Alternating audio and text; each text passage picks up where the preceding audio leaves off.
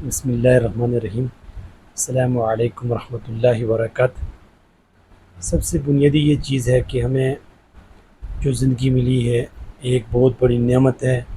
اس نعمت کو ہمیں سمجھنے کی ضرورت ہے، پوری کوشش کرنی ہے کہ اس زندگی سے کسے صحیح طرح بہرور ہو سکے۔ سب سے پہلے یہ ہے کہ ہم جب زندگی سے جانے لگتے ہیں، جب موت ہوتی ہے تو ہمارے ہاں کچھ چیزیں افسوس ہوتے ہیں، کچھ ریگریٹ ہوتے ہیں، تو ان کو ہمیں سمجھنا چاہیے اور اپنی جو ہے نا بہتری کرنی چاہیے اور اصلاح لانی چاہیے۔ اس طرح ہم اپنی زندگی میں بہتری کر سکتے ہیں۔ کل نفس ذائقۃ الموت، ہر نفس نے موت کا مزہ چکھنا ہے۔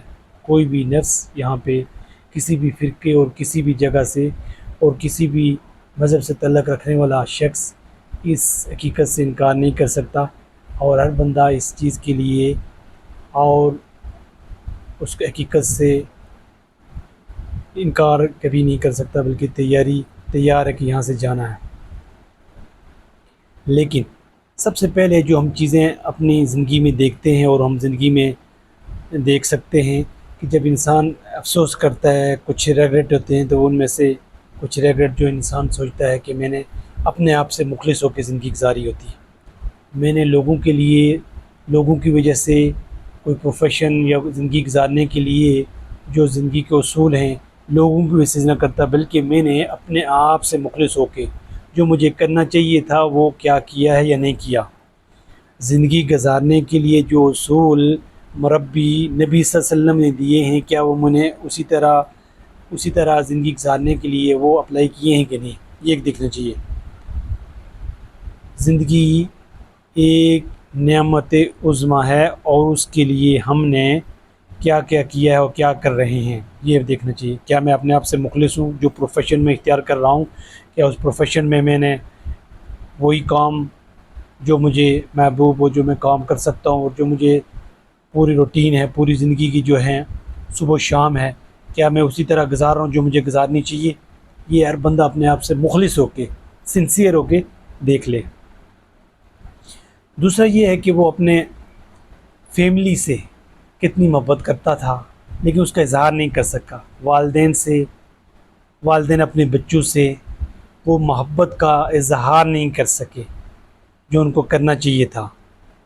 جو محبت کرتے تھے، جو تعلق تھا، جو ایک دوسرے سے الفت تھی، وہ اسی طرح بیان نہیں کر سکے، اس کا اظہار نہیں کر سکے۔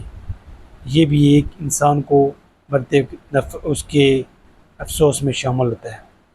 تیسرا ایک اور چیز کہ وہ اپنے دوستوں کے ساتھ، اپنے جو دوست تھے ان کے ساتھ اس طریقے سے مصروف ہو گیا زندگی میں، تو ان کے ساتھ خصوصاً جو بچپن اور لڑکپن کے دوست تھے، جو مخلص دوست ہوتے ہیں، ان کے ساتھ کوئی رابطہ نہیں رہا، ان کے ساتھ وقت نہیں گزارا، ان کے ساتھ کوئی تعلق نہیں رہا، اور اپنی اس زندگی کو جو میں روٹین وائز گزار رہا ہوں اس میں جو بیزی رہا، مصروف رہا، تو اپنے جو بچپن کے دوست تھے ان کے ساتھ میرا تعلق نہ بن سکا۔